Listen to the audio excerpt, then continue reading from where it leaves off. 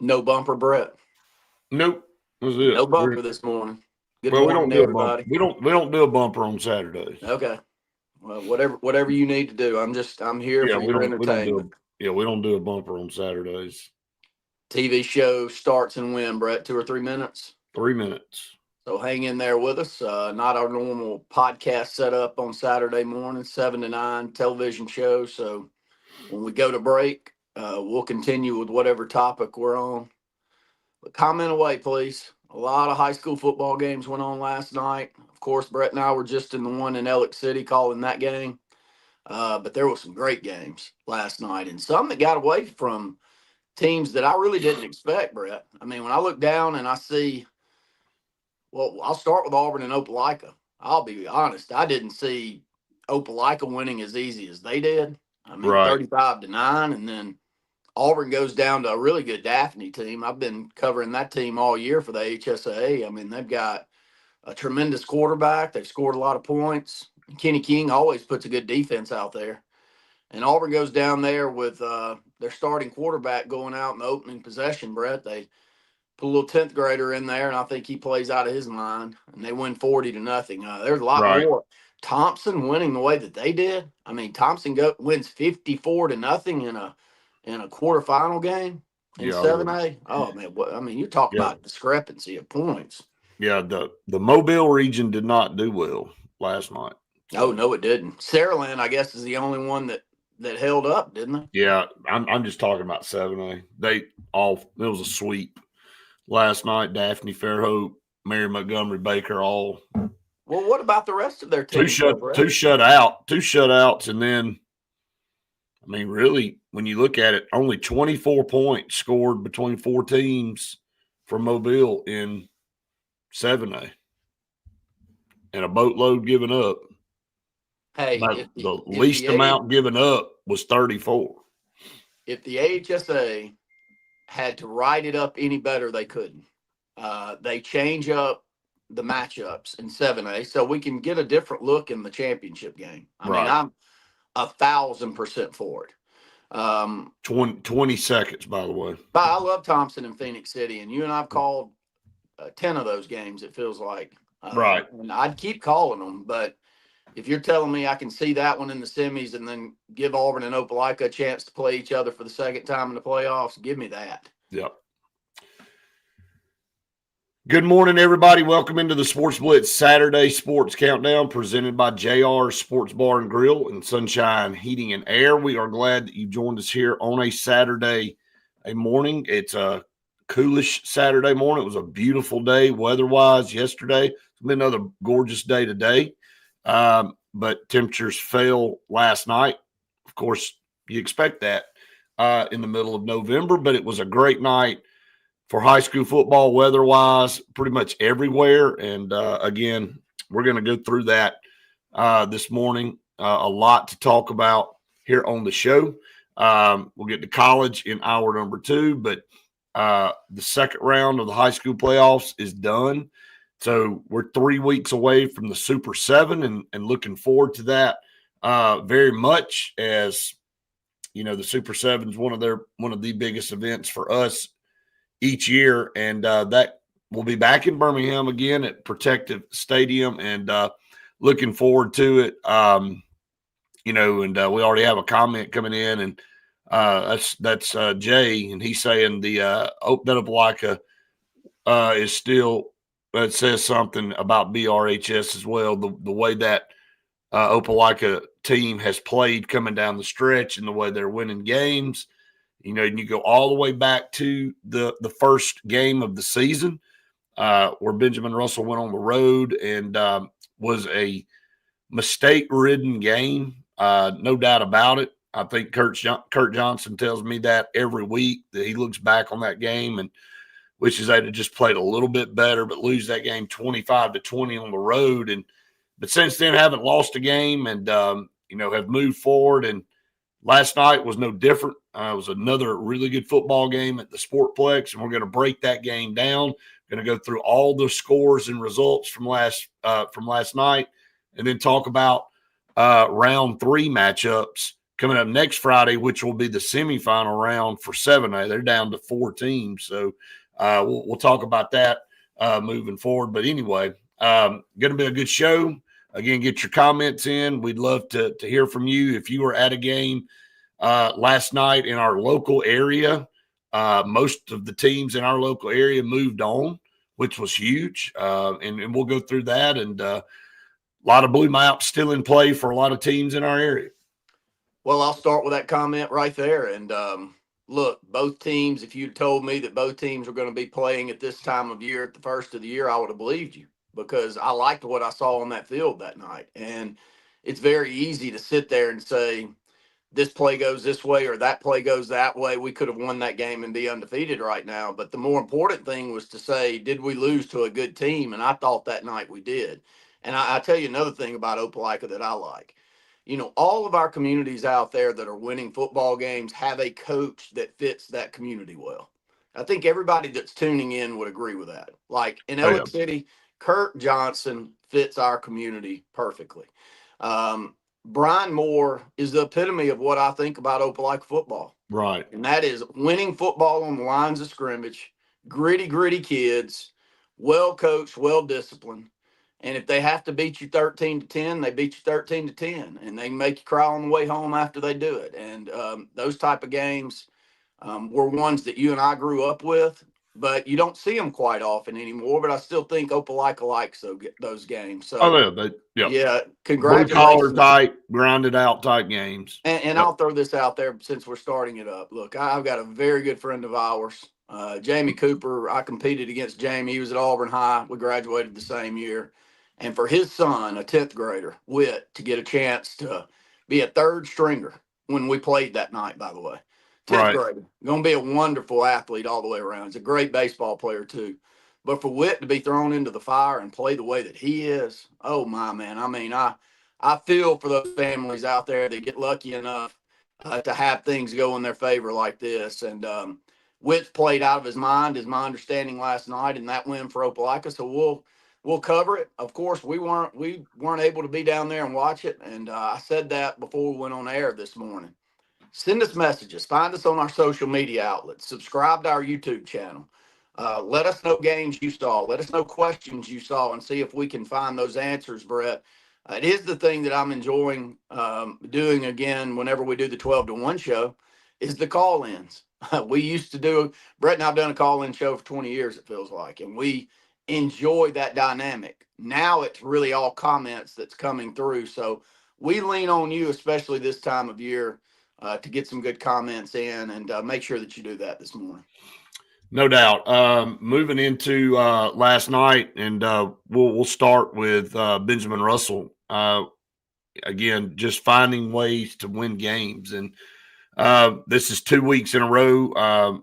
Benjamin Russell found themselves down coming out of the gate there in the third quarter. And you know, this one started with a I'll go back to the first half. I'll say this, you know, you knew Theodore coming in was going to be a grinded out. I said it on the scoreboard show last night. You knew what their MO was going to be, led by Steve Mask, and they had a big back, and they want to run the football, and they want to control you and wear you down, getting you into the second half and try to lean on you. Teams have tried that against Benjamin Russell this year several times. It ain't worked. You know, you try to get into the second half, and you got a guy that you can rely on. You want to keep the ball on the ground, and they did that coming out in the third quarter, and they took advantage of that. I don't think the kicker meant to kick the ball the way he did, but that's the crazy thing about football. It was a line drive. I'm talking about a bullet. If you talk about something barely getting off the ground and it's coming at you, it hits one of our guys, and it ricochets all over the place. That ball bounced all over. We had a couple shots at getting it. They had a couple shots at getting it, and they ended up with it and just stayed on the ground there from about the 35-yard line down the field and scored a touchdown to take the lead. And, you know, when you look at it from that standpoint, you kind of felt like, okay, they're ahead. Are we going to press offensively to try to get back? And, you know, we didn't panic. This team never panics. And so they, again, forced Theodore to maybe get out of that running package, even though they were ahead. So Darian Morgan comes up with a big blocked field goal for the second consecutive week that really kind of swung the momentum.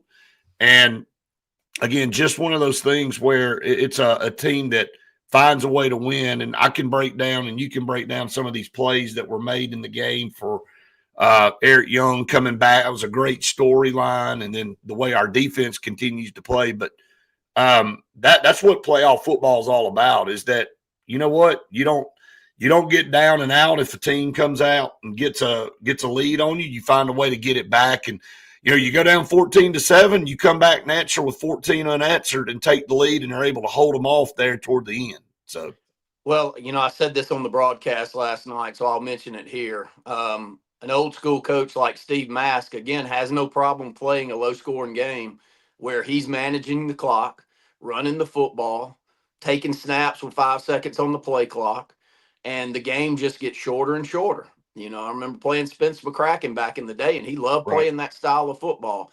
And Brett, we lost one of the biggest nightmares of my broadcasting career against Steve Mask at home in the playoffs with one of our best teams, one of Danny's best teams, led by his son as a senior. And Steve Mask did it that night. So, I was having bad nightmares coming up last night with Steve Mask on that opposite sideline. And that was St. Paul's that night, if you remember, and we lost in overtime. Very, very low scoring game. They had one of the best players in the state, and Trey Williams at linebacker, and we struggled offensively to get anything going. And last night felt the exact same, Brett, but great coaches force you into that. And I kind of wanted to start with that this morning because Kirk Johnson's very young into his career. Now, it's an amazing career that he's putting together so far. And we're going to keep on bragging about Kirk Johnson as long as he's in Elliott City or wherever he ends up. But Steve Mask, 29 years in, Brett, he won a whole bunch of state championships at St. Paul's, and he's done it the right way. Impressed. I like the style of football that he coaches. And you called me on the way home last night, and you said, Steve Mask just walking the field out here, Brett, at the end of it. And that was it for his career, by the way. Yep. Well, I texted with Rick Cleveland last night. I'll be on Rick's show this morning whenever you and I get off. And I know that he knows all of those coaches down in South Alabama, and Steve's one of his favorites. So, I thought it was worth mentioning this morning that, if he's done, and I'm not positive, I haven't spoken to him directly. You may have and know a little bit more than me, but what I do know is he was one of the best coaches in the state during the time frame that he was a head coach in this state, and he did it the right way, Brett. Yeah, no doubt.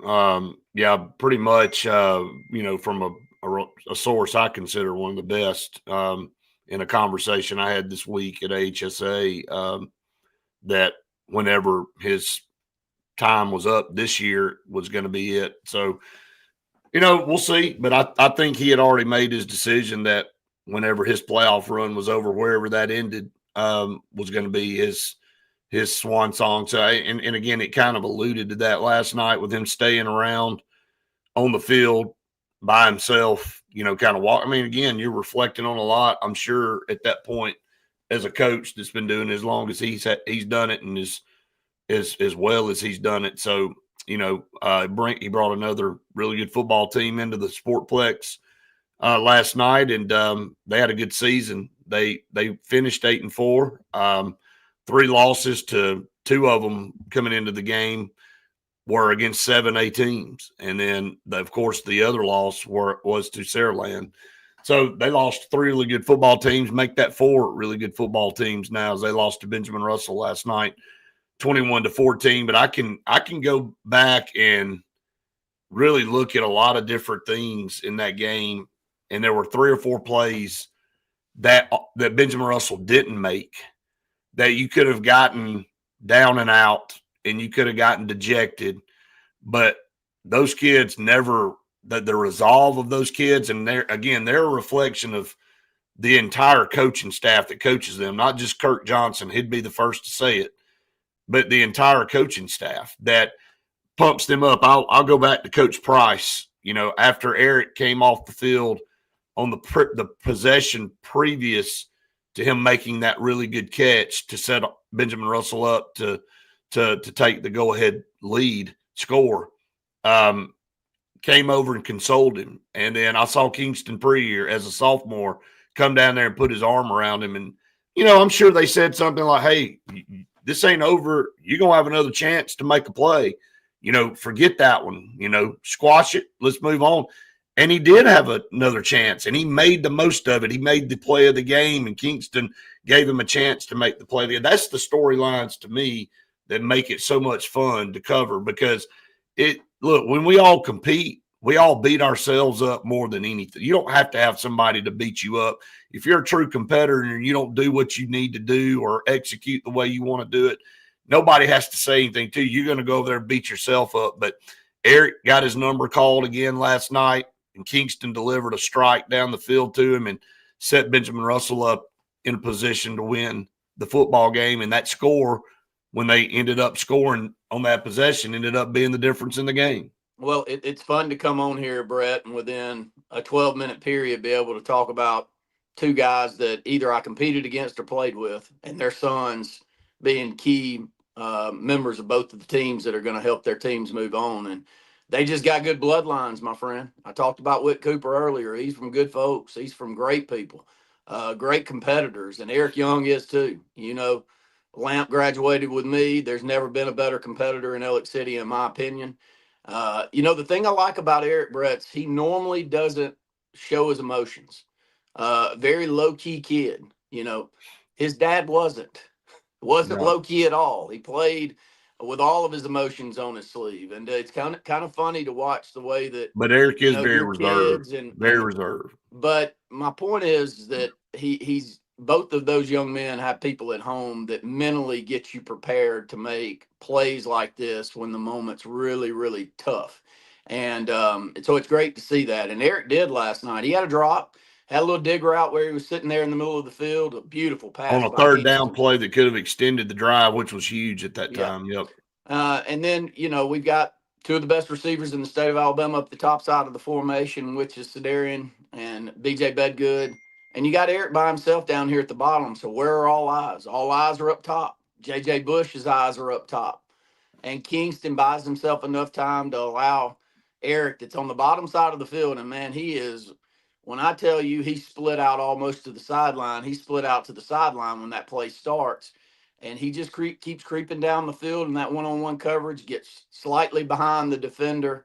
And the one thing that, you try to mention often, but I need to mention here as we go to break. The arm strength of a 10th grade kid that's not driving yet, and Kingston Preer is the reason that play's made. He is constantly throwing the football 55 to 65 yards down the field with really great air under the ball, so you can make a play on it, Brett. He did it all week last week. He did it last night. It's not normal. You get in a situation. Let me cut you off. I don't want to cut you off, but I'm getting pounded to get the break. So let me get the break. We come back. We'll keep talking about that when we come back on the TV side as well. Everybody stay tuned. We're just getting started this morning here on the Saturday Sports Countdown. Yeah, you get in a mode where you're like, okay, you're so used to it. You're like, okay, I just expect him like a 65-yard pass. And then you have to pinch yourself and go, man, this is high school football, and this kid's a sophomore, and it's not normal. But when you do have a guy like that is that calm in big-time situations, that's the thing. And Faith interviewed Kurt Johnson after the game, and I thought one of the things he said last night was about him not driving, first of all, and he said, but Kurt Johnson at 15 would not be out here doing what he's doing. I wouldn't be either. You wouldn't have been. At 15 years old, like, the maturity of him is really what stands out to me, and his even-keeled demeanor, again, not letting his highs get too high or his lows get too low, but just well beyond his age, maturity-wise, and being able to handle when he wants to show emotion, he can, but when it's business, and that's crazy. Chris asked, can you confirm if we're home or away? We are home next week, so that's 3 games in a row. You don't know how things will play out once you get past that round. So you got Hueytown rolling in to Alex City next week, and we'll set all that up here a little bit later on in the show. But yeah, make your plans and prep to get back to the Sportplex on Friday as Hueytown come in. And, this is the third time now in the last 4 years that we will have played Hueytown. Once at their place, once at our place. You split those games, and then now this game coming up on Friday will be the rubber match, I guess, so to say, of the last 4 years. Well, I hate to sound like a broken record, and I'll go ahead and say it during the break, but man, have you met Kingston's folks? Oh, You well, met yeah. his dad. I mean, yeah. is there any doubt that he's raised well? I mean, No. I thought in the first couple of weeks, I'm like, my gosh, he's got 30 people here watching him. He's got grandparents and relatives and moms and dads, and his dad's all over the place. I mean, he's walking everywhere. He's like Mr. Alex City now when you sit down there and watch those games. And man, when you're lucky enough to be raised by people like that, you get the emotional fortitude to play the way that he does, Brett. You really do, and it leaks off on you. It says to be something around about those support people. from family. I mean, there's Oh, no it doubt. does. I agree with you. But yeah, Lloyd Perrier and his mom here, and just great good people. Yep. Just good people. Yeah. So, yep. But good people are not good people. The way a 15-year-old performs out there is Well, it helps to have some that's talent. a rarity, man. It just is. Hey, you got a Vandy scholarship offer this past week. He's already got an Auburn. Probably going to end up with really every SEC offer. But the way Vandy's playing football now, Brett, and I mean, I'm back to the education side of it. I mean, you get a Vandy offer, you think hard on it. I remember you and Luke doing a show one morning. He's like, "Look, my kid get offered to Vandy. We're going to talk it through because." There's something there for that it. So, type of education, something that you can be proud of. Yeah, no doubt about it. It's definitely worth something. All right, welcome back, everyone, to the Saturday Sports Countdown presented by JR Sports Bar and Grill and Sunshine Heating and Air. We can't say enough about those two establishments because they are just staples here in Alex City and the Lake Martin area. Sunshine Heating and Air, they do tremendous work. Kevin Keel, we appreciate him so very much. And then obviously JR Sports Bar and Grill has been our home away from home for so many years, and so glad to be associated with them and talking about good people. That's good people there, and good food, and good atmosphere, and just all of the things that you want to talk about. So appreciate them, and go patronize JR Sports Bar and Grill. And if you need heating and air work, obviously call on Sunshine Heating and Air. They will make sure everything. Like Cliff's the best technician I think I've ever been around, and I say that all the time to Kevin. I'm like, buddy, I don't know what you're doing with Cliff, buddy. You better be, he's the man, and Kevin knows he's the man. So, but they do great work, and we appreciate them so very much. Just some closing thoughts. Let's see, got some comments. Kingston showed leadership throughout the game, especially in team huddles. Such a relaxing role model in biggest moments. I mean, that's, again, displaying the the leadership qualities of somebody that young. And Charles Chappelle, I know he's a senior, not a sophomore, but he does the same thing on defense. And he's a no-nonsense kid that comes to work every single day, practice and game, and expects everybody around him to be the same way. So if you got the leader on the side having high expectations for you, there's no time for nonsense and silliness. And those guys go about their business in a very professional way. And again, I hate to keep using the same term, but you have to pinch yourself to go, man, these kids are in high school and they're acting like they're running companies and doing things and requiring perfection from the people around them. And they do. Trust me, better than a lot of them I deal with out there in the business world. So take that or leave it. It's difficult to find people that, first off, are led the way that we are with this coaching staff. I think all of it kind of flows downhill from the top. And Kirk's, he's special. I tell everybody that I talk to, I mean, I'm witnessing a very special coach. If you told me one day he was a big time college coach leading a massive NIL budget, I'd say, okay, yeah, oh, I get it. Oh yeah, he fits that mold. He's perfect for that. I mean that's what type of talent that you're seeing there. I just wanted to run down a few superlatives from last night. I'll start with the offensive side. We've already talked a lot about Kingston. BJ had a big time touchdown grab down the middle of the field that was really a broken coverage on the back end by Theodore that came at a big part of the game to get us back knotted up at 14, Brett. Jai Norris was really the standout on the offensive side of the ball last night. I don't know if he got all the way to 100 yards, but he had to be very, very close. Just kept doing what he does, north-south running, looking for a little lane to jump through. And when he jumps through it, he's at 110% coming directly downhill at you. So Jai, another great game for him. On the defensive side, I could name a lot more, but I'm going to name two here, Brett. And first off, I'll start with Caleb Kendrick. Caleb comes into the ball game last night with 100 tackles on the season.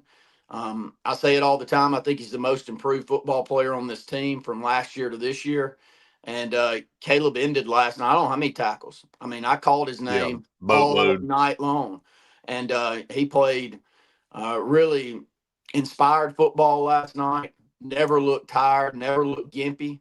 In and out of every single tackle, it felt like. And if he wasn't the one making it, Christian Smith was. Christian was all over the field, behind the line of scrimmage, setting the edge, Brett, able to get that big back down on the last couple of drives several times right there at the line of scrimmage when we were struggling to keep that big kid from getting 5 or 6 yards per carry. And Christian by himself made a couple of those plays. So great effort on the lines of scrimmage on the offense and defensive line, and a good win against a very good football team. Let's get the break here on the show for TV. Stay tuned. A lot more to come here on the Saturday Sports Countdown right after this. Yep, everybody keep those messages coming in on games that you watched, coaches that we need to talk about. You know, McKenzie's one of those programs that I feel like I talk about more and more these days. And thanks for the message there. How about the magnificent job Coach Bradford is doing down at McKenzie, still undefeated at 12-0, Brett. If you're still undefeated this time of year, you're doing something right.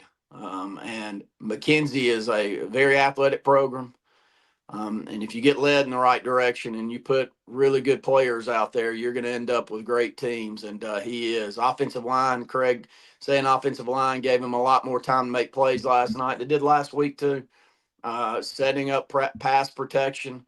You know, I like the change up from the offensive staff last night to leave Zion, leave an extra blocker in to give Kingston a little bit more time there in the second half. You know, it takes one of the receivers out. But it gives Kingston one more and a very athletic blocker, too. I'll say that. And Zy Calhoun. Zy will get after you. He'll keep moving. You're not going to out-athlete Zy as a lineman. You may outsize him, but you're not going to move quicker than him and be any more aggressive than Zy is. So I thought that was a good decision last night, Brett.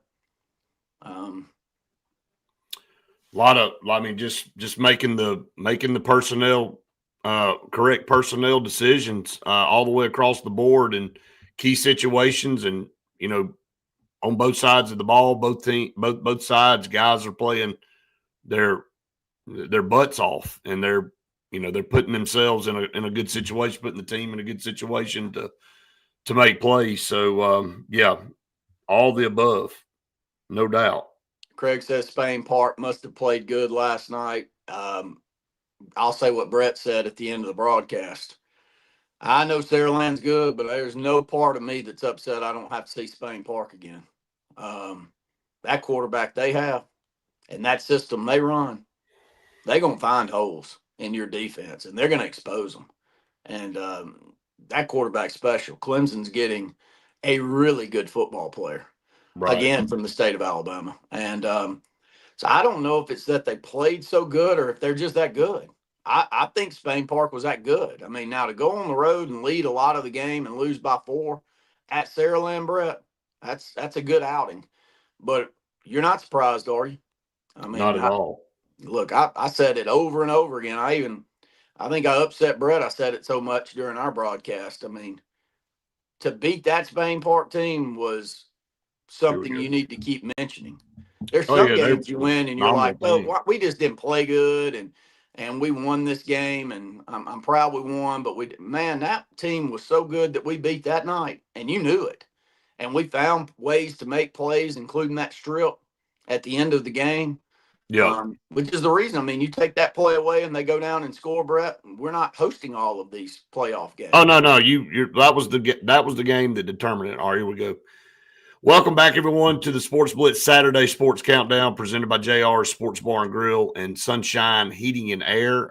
Here in hour number 1 of the show, just talking about still on the Ben Russell game last night and on the HSA scoreboard show. Really, the Spain Park Saraland game, the Ben Russell game last night with Theodore, and then the Muscle Shoals game and Parker were the 3 games up for game of the week, and they went with the Ben Russell game last night in Theodore. Let's talk about that last drive. And Tubbs, yeah, Charles Chappelle is one of the transfers from Montgomery, and he said, yeah, God, he looks good on film. Yeah, he does look good on film. He's tremendous player. There's no question about it.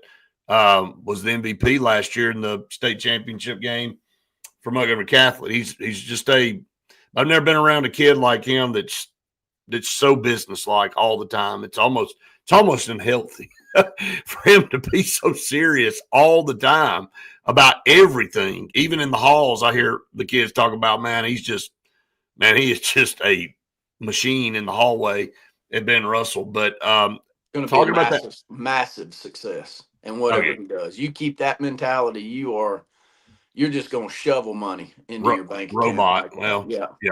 We'll talk about careers in a little bit. He's definitely got a bright future for sure. And a lot of these kids do. But the final drive of the game for Theodore, and look, I kind of disagree. And with you said it was a well called game. I think from an obvious standpoint of so many flags on pre-snap penalties and stuff, that there were 35 penalties in that game last night. And that's so uncommon in a second round game that you get 35 flags. Now, a lot of them were deserved, no doubt.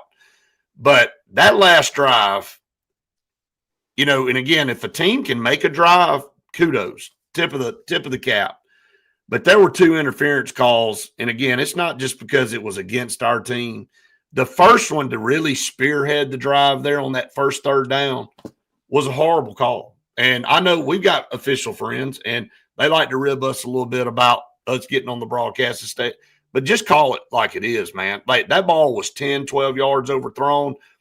Credit their guy for baiting the official, and of course it was on their sideline. He kind of flailed up in the air and sold it a little bit, and I'm sure they were screaming at the guy, and that enticed that flag. But that was a tough call because that gave them a first down, and it really kind of started their drive. Then they had another one on 4th down. It was a 4th down play. They rolled the pocket to the left. This was ball game. And it looks like we're going to be able to either pick it off or knock it down. And we had 2 guys down there. They had a guy, and you're going up for the ball, and then they throw another flag. And, man, I'm telling you, dude, it set them up to continue moving down the field, and they had a shot there to at least tie it. I think all of us believed that if they'd have scored, they would have gone for 2, and I think they would have, and tried to win the game. But nevertheless, they didn't have a chance to do it. So that's the best part of this whole conversation. They didn't get a chance. So, yeah, Tubbs, you're right. I just said that the officiating was good. It was clean. It was fair on both sides. When you look down and you see that a Steve Maskcoach team's got 18 penalties, you may say, look, the officials are just in Elliott City's favor. No, they weren't holding penalties. They weren't blocks in the back. These weren't, inadvertent face mask. These were jumping offside stupid penalties. A dozen of the 18 were penalties like that you have no choice but to call. Yeah, that's I did think all of that. And I think if I go back and watch the film, because I had people that I really trust and respect that said on that last one, Brett, it's not BJ that got called for the penalty on the last one because he intercepted the football and the game was over. It was we had two defenders that never turned their head that actually did have contact with the receiver down the field which was the one that was called. So go look at it. I mean, if that's the case, then you got to be smart enough that if you're not really probably should have never been in that position to begin with. But anyway, but the first one was a really bad call. There's no other way to spin it. The first one was a terrible call. It wasn't a catchable ball, and the contact that was made was right there at the line of scrimmage because BJ was in man coverage. Kid runs directly off, directly to you. I mean, you're just backing off and running into you. And so, no, I didn't like that call at all. But nonetheless, get away with it. Defensive line makes some massive plays. Christian Smith doing what he did all night last night, coming up with one big play after another. And that helped us. And Caleb Kendrick I don't care if he's lined up on the left. I don't care if Caleb was lined up on the right, Brett. He was finding ways to the football. I'm very interested to see, because he started the night with 100 tackles.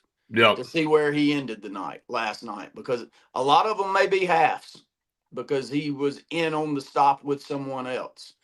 But if you score that thing right last night and you tell me he got 15 tackles, I wouldn't be surprised. Just phenomenal play from Caleb and, Christian, and I can just go down the list. Those two guys just played their butt off, but it starts with the defensive line. They free up the ability for those guys to go make tackles. That's what you want as a linebacker is if your defensive line is standing the other group up and allowing you to kind of roam freely and go be a headhunter. That's what those guys do. And you wouldn't be able to do all this if guards were getting downfield and getting hats on linebackers and opening up holes. You don't see that very often with the way this defense plays. So lots of cred goes to that front group. And again, just a gritty group that doesn't matter if the team across the way has a size advantage on them. They find ways to win the line of scrimmage night in and night out. And that's why Benjamin Russell's in the third round of the playoffs. Let's not try to make this thing more complex than it is. You win lines of scrimmage, you win football games, and the offensive line gave Kingston time to throw. Now, again, Theodore had a four-man front. They didn't really bring a lot of blitz and pressure. They did occasionally, but for the most part, we blocked them straight up. There were no busts, and Kingston was allowed to stand back there and survey the field and find some receivers. So I'm just proud of the entire team effort in the way they played last night. So, just great all the way around. Yeah, Craig mentioned Theodore should have got the ball after that punt. And Brett and I said it. Look, we had Theodore media on the right end with us, looked right down there at him and told him, I had no clue how that's not your football. Whatever they didn't see it. There, that's the thing. It definitely should have been their ball. But the ball hit.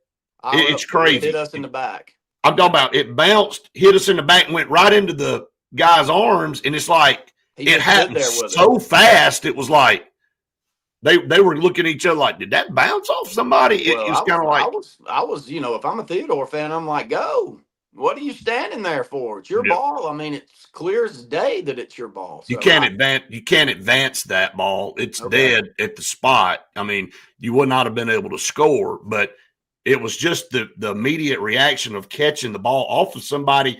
If you turn just for a second, if you're the guy watching that, if you're in the area of the field and you miss that, then you're like, because there's no replay in high school, you go back and go, well, he's got the ball. He just downed it right here. I don't know what so they called it illegal touching. So I can't know how you call it illegal touching because you were down in the ball. So it was a blown call. What else can you say? And it was a bullet dodge because that would have been 2 times now in the game that Benjamin Russell would have had a special teams error and it would have given them the ball on the plus side of the field. So they took advantage. We're playing advantage of the one. Okay. Yeah, they took advantage of the one in the second half. So, all right, let's get to break here on the show. Stay tuned. A lot more to come right after this. All right, run some scores, Brett, starting 7-0.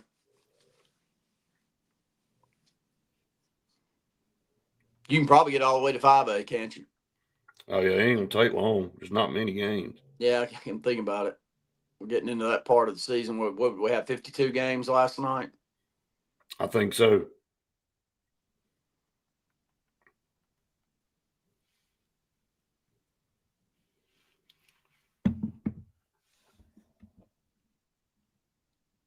Yeah, kind of maybe that was a push. Yeah, I agree with that.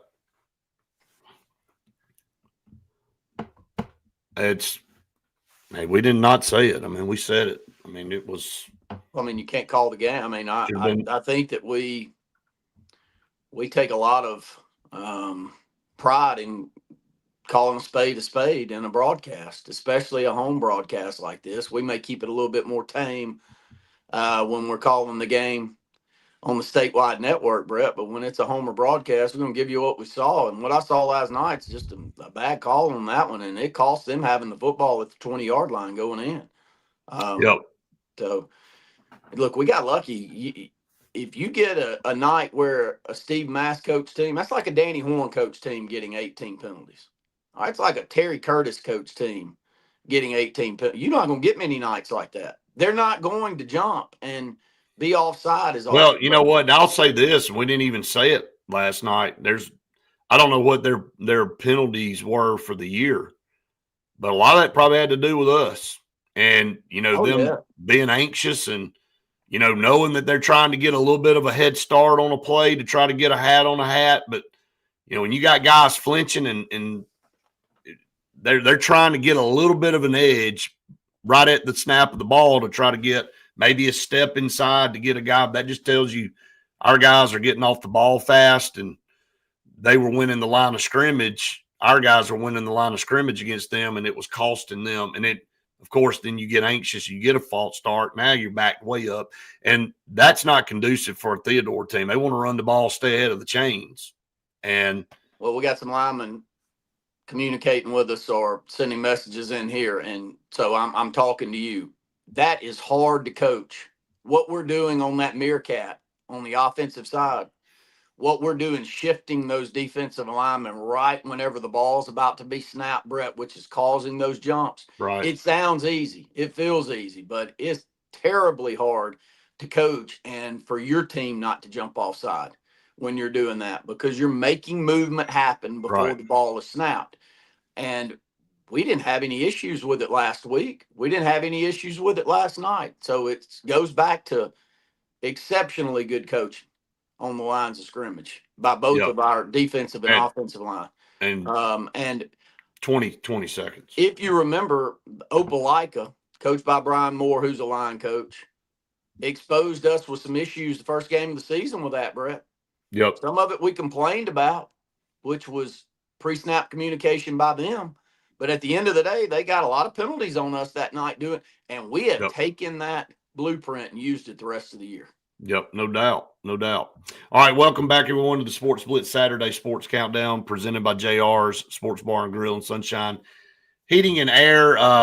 Jay said the band and the fans caused some of those false starts. That no doubt. I mean, it was loud. Faith came up after the game and jumped on the broadcast with us a little bit. But she had said during the game, she said it's the loudest she had heard it down there. And she couldn't hear our broadcast in her earbud there toward the end of that game, but it had been loud throughout the game. So, hey, if you don't think that matters, you don't think that fans and crowd noise and all matters, it does, man. It's part of the game. It's part of why it's an advantage to be at home. And, she was talking about that constantly down there, how hard it was to hear even on our side, which also with crowd noise like that can be distracting to you too, but you got to be able to manage it. Well, I like that we've embraced some of that Mississippi State look. And I'll be honest, I love what Kirk and his crew from Catholic have brought over here with the cowbells.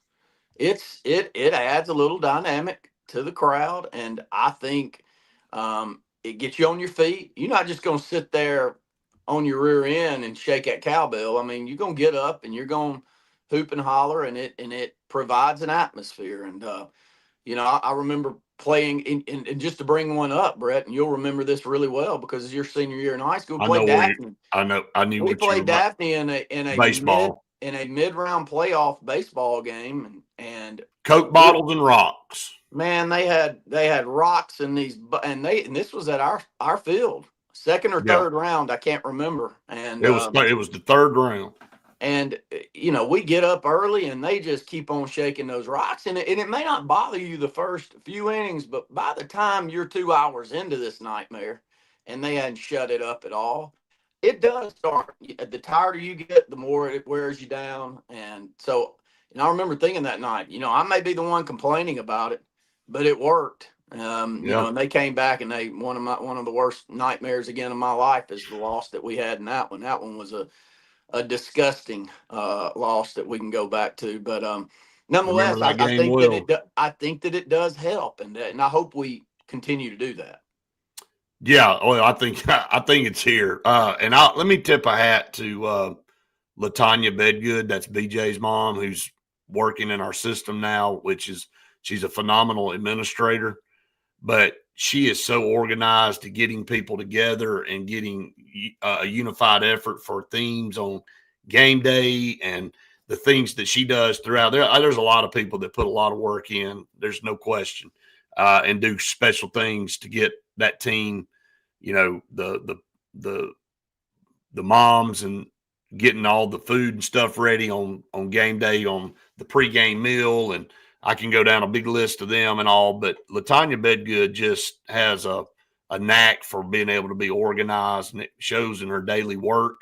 But it shows with the love of this team. Of course, her son is BJ, and is a tremendous player. But it's not just even about that; it's just about what she brings to the whole team. So it's a good asset to have somebody in your community like her that really, really is attentive to detail and things like that. So she's a big reason that group does the things that they do, and they have the themes every week. So let's go to some scores, and we'll start running these scores down, starting with 7A. Auburn over Daphne last night, 40-0. Phoenix City knocked off Fairhope 34-15. Opelika. It was a close game early, but Opelika ends up winning that game convincingly, 35-9. And then Thompson all over Mary Montgomery, 54-0, pretty much wiping out the entire Mobile Baldwin County region. And it's all Birmingham and East Alabama. Region teams left. Well, I'll start with the two that's closest to us, and just brag on two sophomore quarterbacks, Brett. Last night you got one of the top quarterbacks in the state and the country in that junior class, Casey Myers for Auburn, go out on the opening series.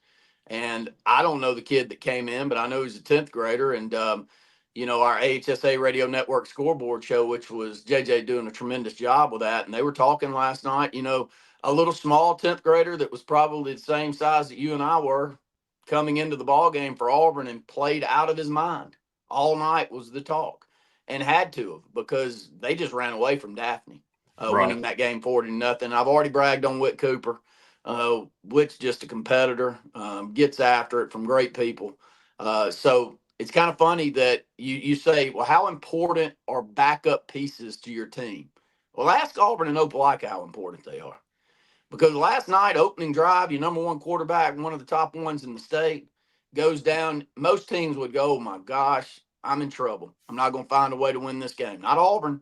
Keith Etheridge, who Brett's bragged on more than anybody in the state, by the way. Brett's got the award for talking about Keith Etheridge back to his time during Leeds when he and I were calling state championship games for him there. Just does what he does. He gets kids prepared. And Brian Moore with a sophomore quarterback and Whit Cooper just gets kids prepared. But you got to have those players, members of your team the whole time. That way, if something happens, you've got somebody you can lean on to make plays. Yeah. Congratulations to both of them. Yeah, no doubt. Craig, it's actually 4 schools in a 30-mile radius when you add Reeltown. Yep. That moved on. We ain't even got to that yet. But so yeah, that's it and we'll set this. We'll go through the scores and we'll come back. We'll set the matchups for next week. In 6A, Benjamin Russell, obviously over Theodore 21-14. Clay Chalkville continues to be dominant. The number one team in 6A, 44-7 over Gadsden City. Homewood in a close win over Hartselle. That's a good Hartselle team.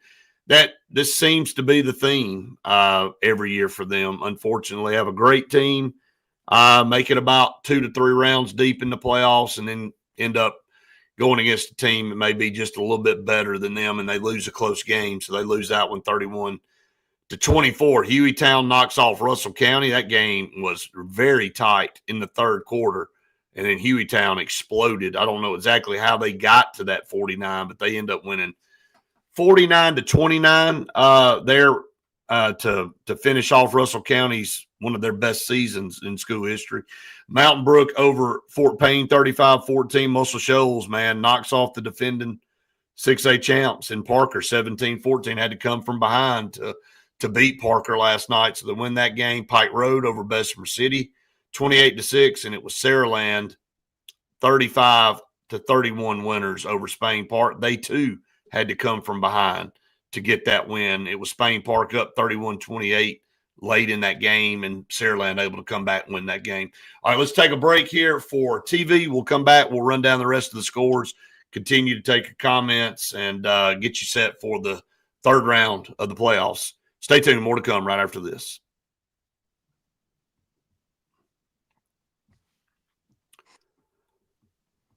So we'll go 5A, which, again, when you look down at 5A, and I've had conversations with a lot of people here in the last few weeks, and I know you have too. There's some good teams in 5A, but, man, when you look at the discrepancy, and I know you can say that from 7A to 6A too, but not really. I mean, Clay Chalkville's knocked off Thompson in, last 3 years. I mean, there's some teams that roll up now, and 6A can roll on up there and they play with some of those 7A, some of those top brass 7A teams. And when you look down at 5A, man, there is a drop between what you get in 6A and then down to 5A this year especially. And, again, it's not a cut. There's some good teams in 5A, but, man, there is definitely a drop for sure. It's the reason they got classifications, Brett. Yep. And unfortunately, you and I grew up and live in a community where we're right on the line all the time. I mean, we still have, when you reminisce on what could have been, when you look back and you go, well, what could have been never happened for us because we were probably 20 damn students from being in 5A the entire time you and I were in high school. I know it. And you go, boy, I wonder what we could have done in baseball if we would have been in 5A, or wonder what we could have done in these other sports if we would have been in that class. That is the unfortunate part of many communities like ours. But I tell you what, it is the best thing about having 7A. Some people may not like that you've got only 32 teams in 7A, but as long as Auburn and Hoover and Phoenix City, that's got their 2,300 students in the top 3 grades, or their 1,800 students in the top 3 grades, aren't grazing on us that's got 620, at least get me out of that, because that's what you and I grew up in. We grew up in having to go over to Phoenix City and play them with our 650 kids against their 1,800. Yep. And then everybody going, well, why can't y'all just get over the hump at the end? Well, hell, how about you figure out a way you can get over the hump against a program that's got 3 times the amount of students to choose from on a consistent basis? 5 seconds. You figure that? Okay. Sorry, I'm on my soapbox a little bit. All right, welcome back, everyone, to the Sports Blitz Saturday Sports Countdown presented by JR Sports Bar and Grill and Sunshine Heating and Air. Going to continue to run down scores here from last night. Some really, really good games across the state, and then some that were not so good as you move on down into the high school playoff third round. 5A Briarwood 42-7 over Russellville. Catholic Montgomery has gotten stronger after a little bit of a shaky start to the season, and losing the people they lost, and they've kind of rallied the troops. They beat Shelby County 38-15, and there's Catholic Montgomery, the defending 5A champs, finding themselves back in the quarterfinals next week. Central Clay over Andalusia 21-2. That game was 13-0 at half, and So Central Clay ends up winning that game. Obviously, Andalusia really couldn't threaten at all offensively there. Fairview over Jacksonville, 28-13. Moody put up 60 on Priceville, 60-14 there. Scottsboro over St. Clair County, 42-6. It was Viger, 49. Northside, 28. And then Williamson knocked off Elmore County on the road, 42-14. I will say, because he's close to us and we know him, that game was close there at halftime. And again, Williamson's the number one team in 5A, and they've kind of separated themselves maybe away from everybody, maybe more than from Viger as the team right there, because they were able to match up with them and knock them off earlier in the year to beat the number one team. But Elmore County played tough last night and hung in there with a very talented Williamson team, at least for a half. Couple of comments on here, Brett, about Hueytown. Hueytown just got a great program. This will be the third time that we played them in about 7 years in the playoffs. You remember they go back, they make a state championship game with one of the best quarterbacks in state history, throwing the ball all over the park, playing that tempo brand of offense. We lose, giving up about 60 that night. We scored about 40 ourselves, but we couldn't stop them. And then we play them again at home, and we win that football game against another really good team with a great running back at that time. And Greg Patterson, coach at Hueytown, is a silent assassin. Not much talk about him, but a giant killer in the playoffs. He is, man. Greg Patterson and that Hueytown program is very impressive, and they're good up and down in all sports. You remember they have a great basketball program right now too that's just getting better and better. So, and they're in a perfect spot of the state. They're right outside of that that main hub of Birmingham, Brett, and finding their way to a community. It feels a lot like Ben Russell, doesn't it? I mean, they're in a spot of the state. If you're coached well, you're going to get the athletes to be able to compete on a consistent basis. And so that should be a really good one. Catholic, Tubbs makes mention that they'll probably be up in 6A. Keep winning the way that they are, they will end up in 6A. Yeah, no doubt. We'll continue to run those down and talk about some more comments from people. But going back, finishing up 5A there, again, Williamson and Viger seem to be the two teams to kind of beat there. But Central Clay, I'm sure, will have something to say. They just find a way to keep winning.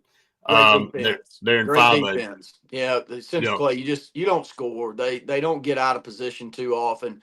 If you out-athlete them, you may find a way, like Ben Russell got on them this year and beat them pretty handily. But, I didn't think they had the matchups to match us this year. But for the most part, when they do have somewhere near equal talent, they're going to get coached up to a level that can beat any of those teams. So, and look, Central Clay's, 11-1 on the season? I mean, it's not a fluke. Very good team.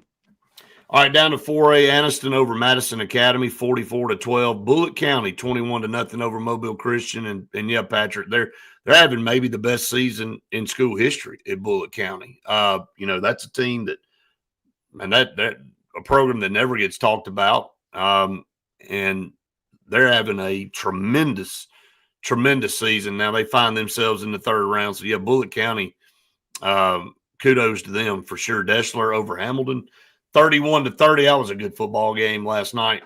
Good Hope over West Morgan, 31-7. Jackson knocked off Hanley, 42-28. Again, Hanley just continues to put out a solid team each and every year, but they had to play Jackson last night, and Jackson's the defending champs. I know they're not number one right now, but they seem to be on a collision course with this team. St. Michael knocking off Pleasant Grove, 41-7. St. Michael knocked off Jackson earlier in the season to kind of take the reins at number one there in 4A. Plainview and Alexandria, the game of the week. That's where Faith and I went on Monday, covered them, talked to Coach Pruitt. Plainview beats Alexandria. It's the first time in school history those two teams had played each other. So Plainview wins 42-14. So their great season continues on. And then W.S. Neal knocked off American Christian 35-7. Good classification, Brett. A lot of parity in that class, and I think it'll show up in the playoffs this year. I mean, if Plainview's playing, one of those top two teams that we just mentioned. It feels like Jackson's come back to the pack a little bit, and that's good for that class. It's not a knock on how great their offensive firepower is, but they're giving up points at Jackson this year, and so should be a good playoff run. Yeah, definitely. We'll finish up with 3A right here before we go to break for the top of the hour. In 3A, Glenwood, they came over to HSA last year, went out in that undefeated season and got beat in the first round. Not this year. They found their sea legs in playoff action, and they knocked off Trinity 40-7 last night, so they find themselves in the third round of the playoffs. Bayside Academy over Randolph County 47-7. Geraldine has a good football team. They continue to power through there in the north side. 31-15 over Westbrook Christian. Gordo over Colbert County 49-29. Mars Hill, number one team there. Actually number two behind Southside Selma. Mars Hill 42-6.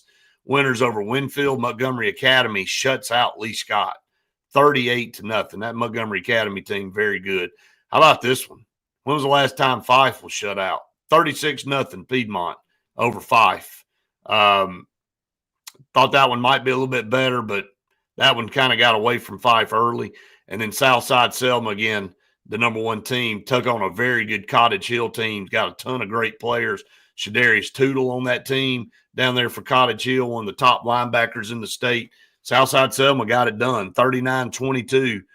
They knocked off Dable last week to move on to the second round. Southside Selma's got something special brewing this year.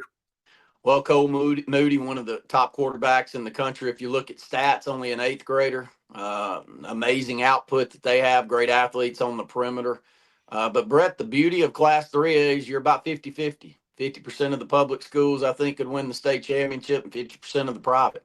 And when you get into that classification until that parity hits in where you've got to bounce up, you're going to keep seeing these teams year in and year out.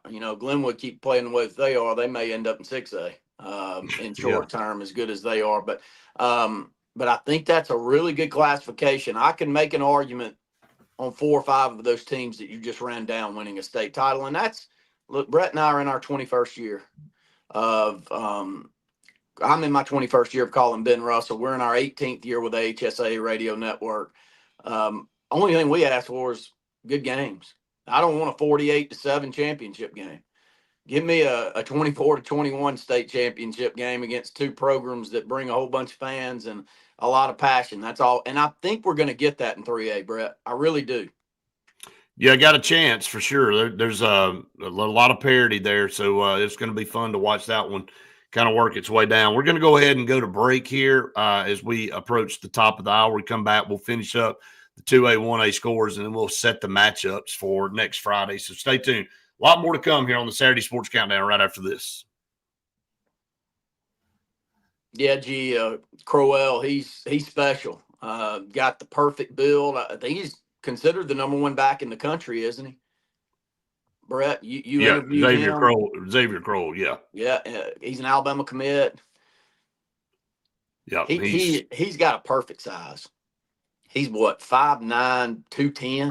I will say this, and I'm not going to say who said it to me because they know, and let me just tell you, they know. They said Jackson could be beating people unmercifully if they didn't feel like they had to throw the football to keep some of these guys happy. I'm just saying. They said they keep themselves in games by not just giving him the ball 50 times a game. He's that good. But if they they're worried that if they continue to do that, it's going to cost them. Well, geez, looking at these stats that he gave, 350 last night and 4 touchdowns, they may be leaning in the direction that you said, Yeah. That's some LaDamian Webb numbers there, Brett. Yeah, it's and we're going to have a guest on with us here, Randy, here in just a second. Okay. So he'll be jumping in. And again, it's coming from the horse's mouth. Now, I'm not making that up. It's not because I don't cover Jackson football. We don't cover Jackson football. You have to be told things from people, and they're saying, I'm just telling you. Because they do. It's very uncanny to have that many D1 players on a 4A team like that. And so, yeah, I mean, I'm sure there's egos and stuff and all. But I will brag on our kids. We got a bunch of D1 players on our team too. And if, like a Cedarian Morgan, if he didn't catch a pass in the game, he wouldn't change his demeanor. That's just the truth. And that just says a lot about the person individually, because he would be someone that had all the rights to go, hey, man, I need 10, 12 targets a game. I mean, he didn't say that. It's not about that. So we got about 30 seconds, and we're going to bring in our guest here. I tell you what I said on the broadcast real quick before we go back on. Yeah. Hey, Jay, glad to have you. 30 seconds, by the way. Cedarian, I can make an argument that he could become Julio Jones and Calvin Johnson on the perimeter, making plays like that. And I can also make an argument looking at his frame that he could be Antonio Gates. That's how special he is. He has got the entire skill set. He's got the build to hold 240, or he's got the want to keep it there at 210. All right, let's get back to it. Welcome back, everyone, to the Sports Blitz Saturday Sports Countdown presented by JR Sports Bar and Grill and Sunshine Heating and Air. I want to welcome in a special guest, Dr. Jose Reyes with the Alexander City School System, a superintendent there. Coach, good to see you this morning. A jubilant time for the Alex City community and a rejuvenated football program with Kirk Johnson at the lead. And, Kirk Johnson and this team just doing what they do, racking up wins. Yeah, absolutely, guys. As you can tell, I yelled a little bit last night, once or twice. But, yeah, listen, it's just been a great year for us. Kirk has come in with his staff and just done a wonderful job. I Facebook did a post this morning again at the end of the game looking at our people in the stands. Listen, man, we've done everything right in this process, from going out and getting a football coach and a staff that we knew that would help our kids, put them in the position to win. We have a board of education that is behind myself and our school administration in that search. Richie Brooks, Shannon Benefield. We went out and did what we had to do to get the type of coach that we needed. And our players and our community have responded. I just can't say how tickled I am about where we are right now. We're in great shape. And again, one more. That's what we're doing each week. Kirk doesn't talk about in the future. He talks about today. And our kids, we got punched. And it's like I always say about Alexander City, if you punch us, that's fine. We like it. We like you punch us in the mouth and we taste a little bit of blood, and hey, you know what? We're going to punch you back. And that's where we are right now. And listen, I told you this, I said every time we were down in Davidson and won that game 10-3, I said, nobody pushes us around. And that's the kind of mentality I think Kirk has brought back to us. Jay, just want to really quickly throw in there a couple of questions for you. One, the entire community kind of revolves around good athletics, especially football. It can make the school days easier. It can make the administration be in a much better mood. Talk about some of these kids that are in this program, because when I watched the way, and we kind of led in with this, I don't know if you had a chance to listen in, but when I watched the demeanor of some of our top kids, and I'll start with Cedarian, and the way that he carries himself, even when he's not getting 12 touches and 190 yards worth of receptions, still carries himself with a good competitive spirit. So talk about some of the kids that you see and have the good fortune of being the superintendent for. Sure, and we'll start with Cedarian. Everybody knows him. He's a 5-star. This year, every time he plays, he's at least got 2 guys on him. Sometimes they shade a third, and they did that a lot last night as well. But what I'll say, what differentiates Cedarian from other 5-stars is that we know he can catch the football. The slant he caught last night, Kingston threw it 114 miles an hour, and he was able to catch the football. That's what a 5-star does. But if you watch the other things that he does, especially the blocking, that's what separates him. And a wide receiver, a 5-star that will block, if you want to know character, that's the character to me. A lot of the big-time receivers in college and pros are prima donnas. That's not Cedarian Morgan. Cedarian Morgan is about winning, and he'll do whatever he has to do, whether it be play free safety, block on a screen, or catch a touchdown pass. He's going to do what he has to do, and I can't say enough about him. Again, some of the guys that's been with us quite a while, our defensive line, Poochie and those guys, listen, just again, good kids. Yes, sir, no, sir. Elijah Johnson. I say this about Elijah. You've got the Kingstons, you got the Cedarians, you got the BJs, the Charles. A lot of those guys getting a lot of looks from colleges. But I've said this about Elijah.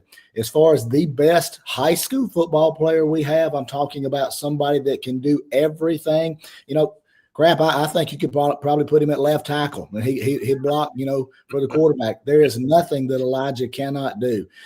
Baby Jay, listen, I don't know if I've seen a more elusive, and I was, at Benjamin Russell for 5 years and Alex City for 11. Can you remember someone who's more elusive when he has the football in his hands? We talk about other schools, how we don't want 2 to get the ball or 5 to get the ball or whoever they have. Well, I can tell you when coaches are watching film, they say we don't want to punt the ball to number 0. We don't want him to pick it off because he'll take it to the house. And I tell you what, little Calhoun, 42, one of my favorite players. I scream and holler every week. Throw the ball to 42. He's 5 foot nothing, and he's about as stout as he is tall. But I'm gonna tell you what, he plays hard. He'll give you everything he has. So we've got a lot of guys. Christian, probably one of the greatest high school football plays I've ever seen. The previous week at Central, when the ball pops up, and it's just Superman. You see him come out of nowhere. So we've got a lot of great kids, and what Charles and Kingston and Daniel on the offensive line have brought to us. They have meshed so well, and it says a lot about those kids that have moved in, and it says a lot about our kids, because sometimes that doesn't work, but it also says a lot about our coaching staff. So, I can't be more proud of our kids, and it makes me feel good when I go over there that they know who I am and they know I care about them. And whether you've been here all your life or you just been here 1 year, once you're part of the family, you're part of the family. We go up to practice a lot, all 3 of us, and you look at it from a standpoint of from the very start of practice to the very end, everybody's involved. There's not much standing around, and it's very efficient. You're not up there for 3 hours, and you don't. I think mentality sometimes is, we got to practice. We got to be up here for 3 hours, X number of hours, whatever it is. They're out there. They're with a plan. They're trying to get through it, and they're getting off the hill. And the efficiency kind of carries over into how the team plays on Friday night. And again, you said it, Coach, the coaching staff as a whole. Kirk Johnson, obviously the leader of this staff, and he's a great football coach, but it's up and down. I mean, when these guys were hired and they came here with a single purpose, when we were at the 12th man dinner and they all stood up in front and Kirk went down the line and introduced every one of those guys. Man, that is one heck of an impressive coaching staff, top to bottom. Yeah, it is. And, that's what you've got to do. A lot of times, one of the main reasons you can't get a coach to come to you like Kirk and others of that caliber is that, they want to come and you tell them, hey, we can't bring, but 1 or 2 of your guys with you. And, if you're going to assemble a staff, you're going to have to make a way to get that head coach who he or she, if we have several female athletes as well, but if we coaches rather, but if we want to bring a good coach into Alexander City, we've got to do what we've got to do to make sure that they are able to bring people in that they feel comfortable with. I certainly can say this as an administrator. When I've been able to go into a place and hire somebody, and I've been able to do that every time as an assistant superintendent that I felt like was my people, it helped me settle in and feel like that I could get accomplished what I wanted to get accomplished. So, you look up and down that staff, you're not talking about lifetime assistant coaches. We have several people on that staff that when we talk about this 10, 15 years from now, there are going to be several of those guys that are head coaches and very successful head coaches. So can't again say enough about them. I shake their hands and hug them. tell them I love them and I'm proud of them every game because we are. And, they just do a great job. Some of the new guys, but let me say some of the old guys. Listen, Coach Powell on the offensive line, Connor Smith came back, some of those guys that have been with us for a while. Again, it's just been a great mesh of new and old. And again, that goes back to Kirk's leadership. Jay, can't let you get off air this morning without talking about the new school. Give a quick update on where we are on the school. I have read your post, which I thought was great, just giving the entire community an update. But for those around the state that may not know what's going on in Elliott City, maybe take this time to brag on the Board of Education and the city and the new school that the kids will be in here in the next couple of months.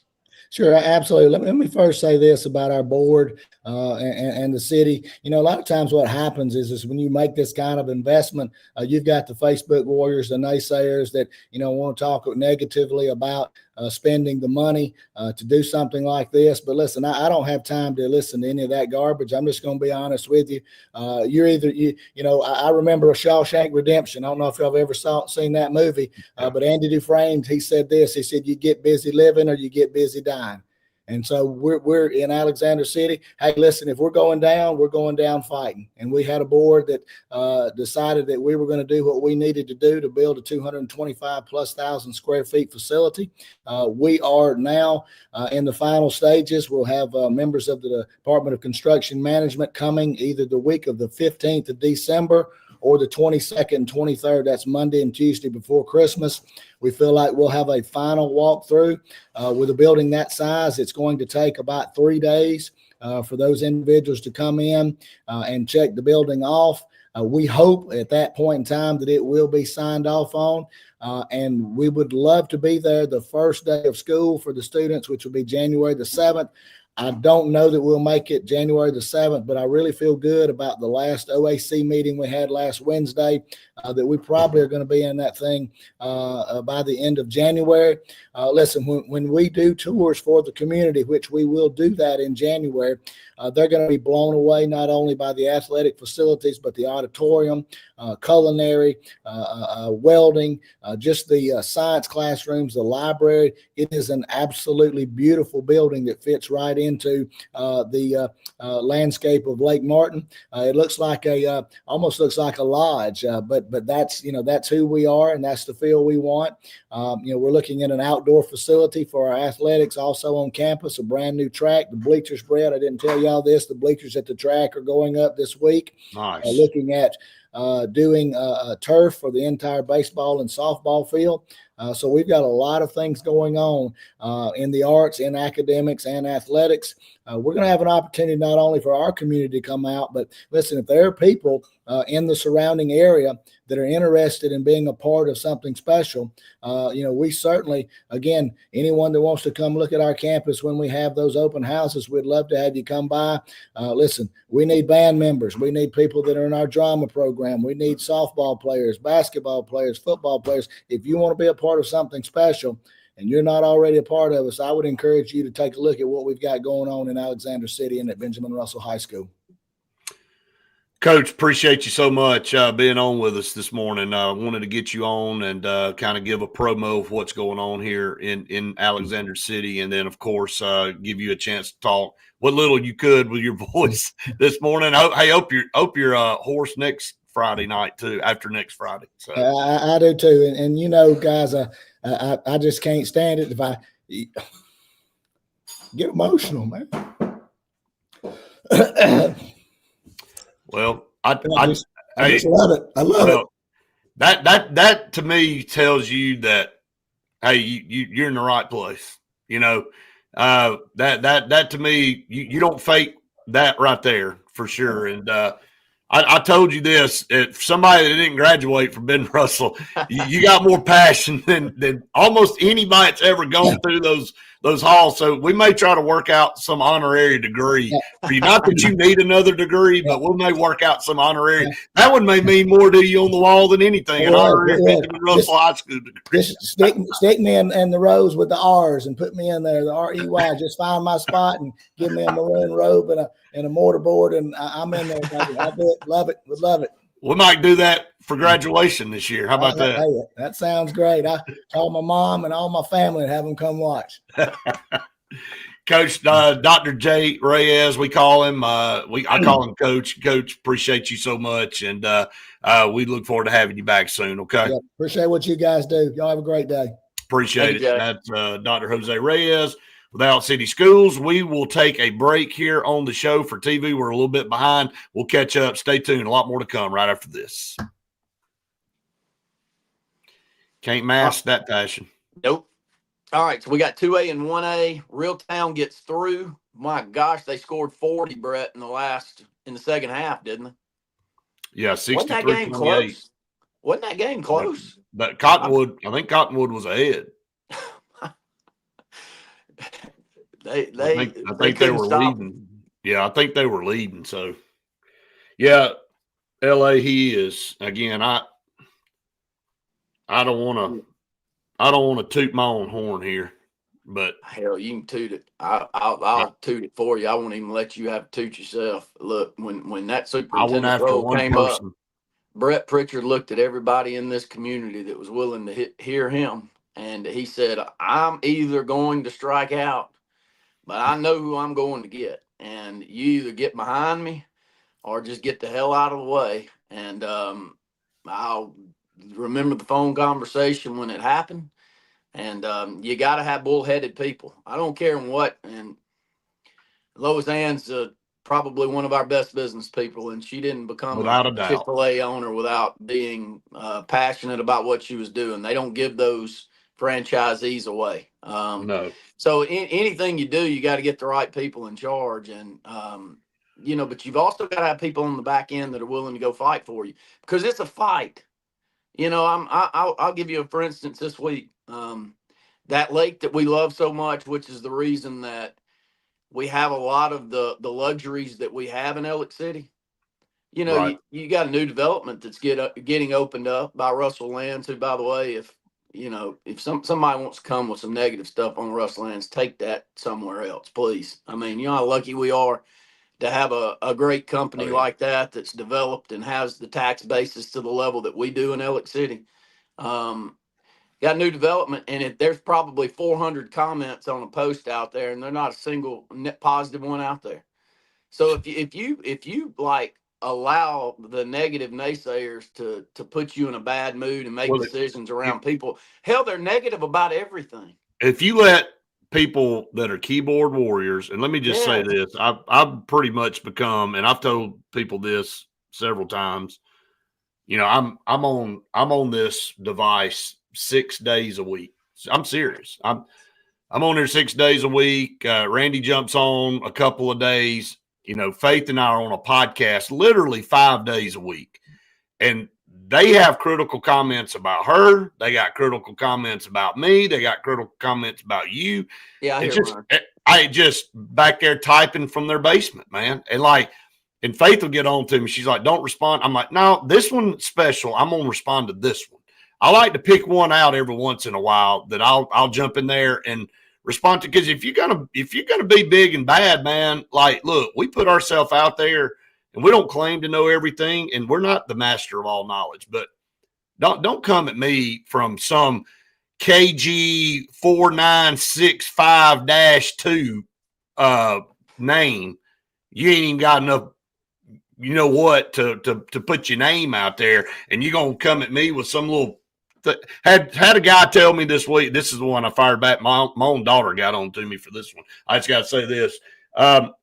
He fired back. He said, "Well, if I hate doing the show so much, well, why am I doing it? And why don't I find something else to do? And who made me God over Auburn?" I said, "Well, first of all, I didn't say that. I said I'm sick of coaching searches.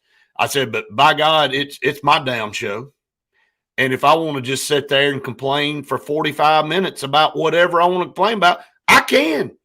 And you got the prerogative to just see your way on out of the channel, or I can block you from it. So either way, it's up to that. But all right, we're back here on the Saturday Sports Countdown, presented by JR Sports Bar and Grill and Sunshine Heating and Air.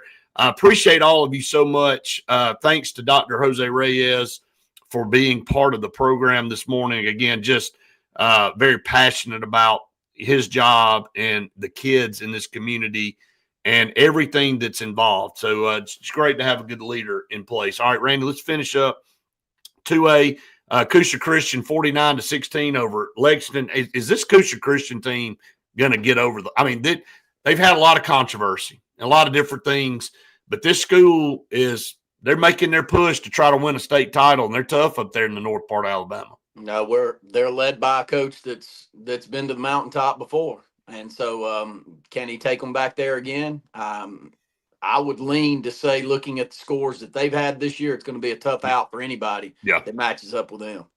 Lynette, how about this? 34-14 winners over Ayrton. They just keep winning, and they knocked off Reeltown 2019 to win that region. And boy, you better watch out when you see Lynette in the third round. Well, I love that Lynette community, football and basketball. Coach Story did a tremendous job of leading that program for a long time. I thought he was one of the best coaches for a 10-year period that we had in the state of Alabama. But they're a passionate community about the sports, and when things are going in a really good direction, they got good youth athletics too, by the way. They do. When you match up with them in an all-star tournament or something, you're going to have your hands full. And that all ends up leading to great play once you get to the high school ranks. So no surprise to see Lynette there. Here's Laverne, the number one team in 2A. How about that? 29-0 over GW Long. GW Long, good football team. Well, Laverne's one of the most consistent winners in state history. They're in the playoffs every single year. You do know they have the longest streak going for it's 50-something years of consecutive playoffs. They're always there. We say, would I love to win a dozen state championships? Sure. But I tell you what I'd love more as Auburn fans is a consistent winner. Give me a chance. Absolutely, man. That's the difference between being an Auburn fan today and when I grew up in the 80s. When I grew up in the 80s, when I woke up on Saturday morning, I was cheering for a team, and my mind was a national championship contender. And we may not win them all, but I thought we were good enough to win them all. I haven't felt that way in a long time with that Auburn football. That's the mindset that this generation doesn't understand, that we grew up. They don't know that part because Auburn hasn't been that way in 15, 20 years. They've been able to get to the mountaintop and win it. But consistently, that part, like you said, you wake up every Saturday against whoever the opponent is and go, man, we got a chance to win this one. And so Laverne, that's Laverne. That's Laverne. Make the playoffs every year, you got a chance. That's all you ask for. Yeah. Right. Pisgah, 44-33 winners over Vincent. Providence Christian with a narrow win over a very good Lochapoka team, 17-14. Really like that program down there at Lochapoka. Got a great coach there. Providence Christian gets a 3-point win. Reeltown all over Cottonwood, 63-28. Reeltown trailed in that game. Crazy. Come back on the road and destroy Cottonwood. Southeastern knocked off Red Bay 28-21, and Tuscaloosa Academy, that were runner-up from last year, knocked off Pleasant Valley 23-13. Down in 1A, what a two-horse race this is. Addison 39 over Berry Fayette 6. Hubbartville 42-6 over Hackleburg. Leroy knocked off Linden 40-22. Maplesville blanked McIntosh 48-0. Marion County 28-13 winners over Appalachian. McKenzie knocked off Watauga Academy 52-20. University Charter School lost to Southern Choctaw 26-12, and Wadley destroyed Meade 52-6, and I think it was 52-0. And they scored late. So Maplesville and Wadley, man, just I hate to say skip past 2 more weeks, but get them to Birmingham and for a all-time clash in 1A football. And the two key players on both of those teams, you would be hard-pressed to find 2 better players in 1A that matched up in a championship game than what you're going to see. And that'll be a rematch of last year where Wadley really controlled that game, but I think it'll be a lot tighter this year for sure. Both teams great, though. Both teams good all the way around. Every time I talk about Wadley with somebody in the local community, they're like, I love Wilkes, Randy, but the whole team's good. They're good on the line. They got pieces around him offensively. And one guy can't get it done. Like one guy can get you in 1A past a certain point, but then when you start getting on down the line, it takes multiple pieces to be able to win, and that's why they're so dominant. So they are a great football community. Yes, no doubt. All right, we'll take a break. We come back. We'll set the matchups for next Friday. Some good ones coming up in the third round. Stay tuned. More of the Sports Blitz Saturday Sports Countdown right after this.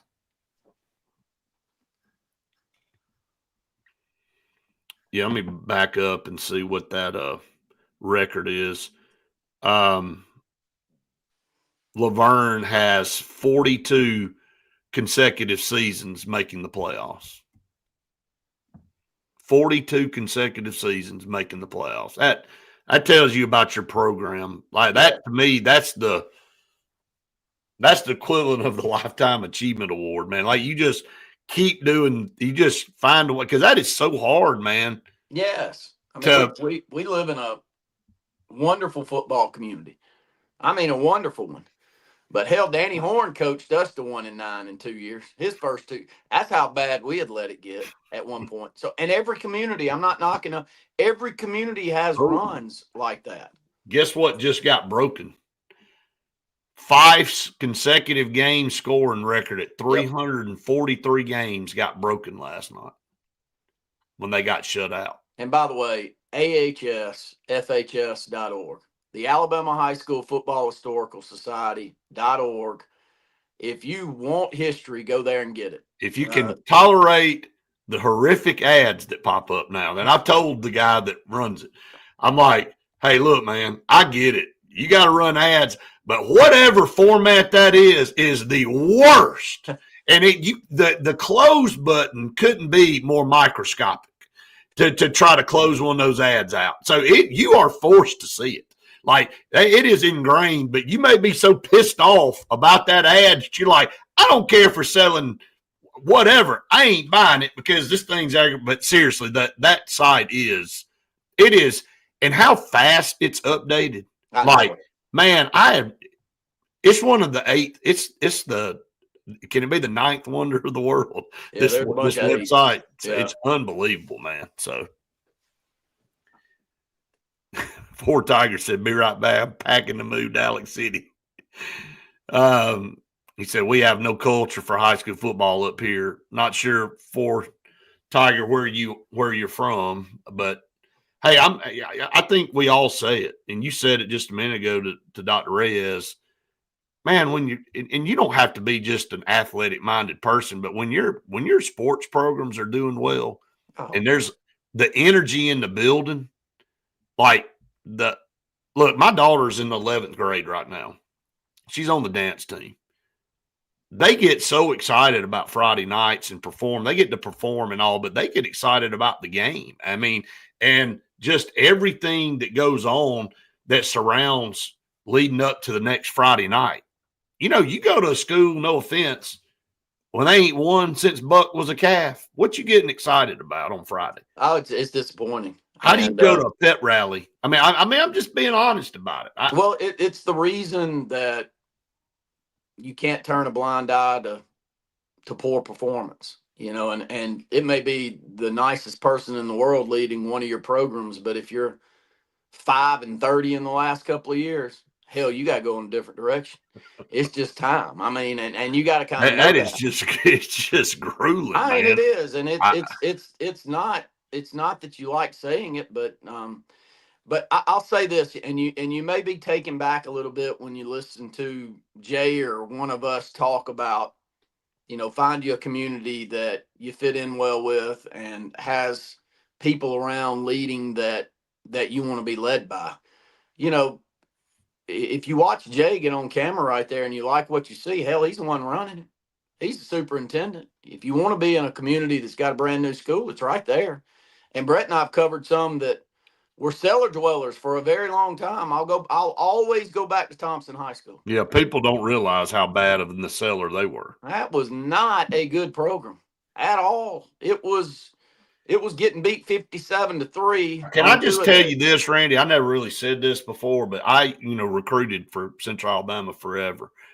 I used to hate going to Thompson. It was like going into a morgue. I mean, the mood of the school, because they were terrible in football, and it was before they really started getting good in wrestling.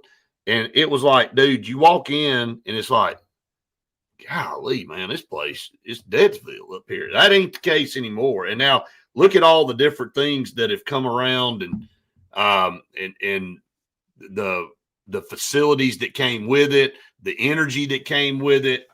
It's what that program did for that whole school system. It's amazing. Agreed.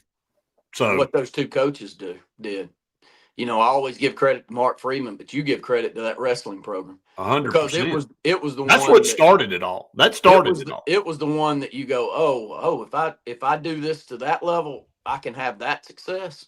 Oh, I get it now, and Alabaster community embraced it. And I remember back the days of two-a-days, Randy, on MTV with Hoover and all that. Yeah. That I'll never forget the episode where, of course, I know you're not shot, Rush Probst and them run out on the field, and everybody was flipping each other off across the sideline because it was like 50-0 over Thompson. And in the third quarter, I think it was a homecoming game for Hoover. I mean, and I told you about, again, going on the road and talking and seeing these places, I said, man, I don't think you can ever win up here. And then Mark Freeman took that job. I thought, kiss of death for him to leave Spanish Fort and go to Tom. Like, dude, this guy's ambitious.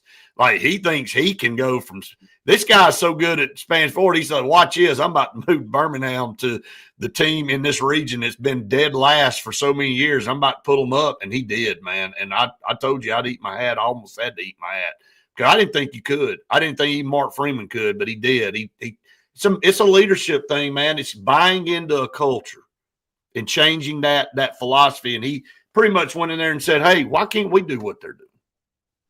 And they started going, okay, we can. And they bought in, and look at what Thompson's done ever since. All right, so let's talk about matchups next Friday. We'll blink and it'll be here. Quarterfinals, which is semifinals for 7A. Opelika at Auburn, man. Man, what a sold out already. I mean, it is. Opelika going to take on Auburn in a rival. That's as big a rivalry in the state as you'll find anywhere. And I think you said it last night, the uniqueness of not having ever played really in the playoffs. Was this the second time? 101st meeting. Second time they've met one another in the playoffs. It's for a chance to go play for a state title. It's going to be a massive, massive crowd. Duck Sanford will be standing room only. And it's two communities that I think they haven't even reached their peak really yet at where this is going. It's only the second year for Brian Moore. Man, he coached them up. That Brett called me and said, boy, Opelika just got the Hartzell coach, Randy. I know he was there, but they just got the Hartzell coach. Here they come.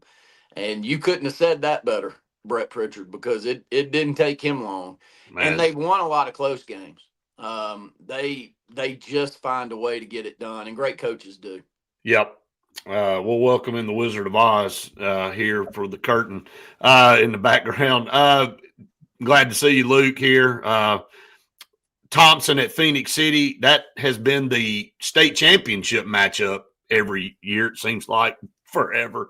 Now they're going to have to play each other in semis to see who gets to the state title game. Puts a little bit of a different feel on it, having those two teams play in a semifinal matchup. But do you know what you're guaranteed of?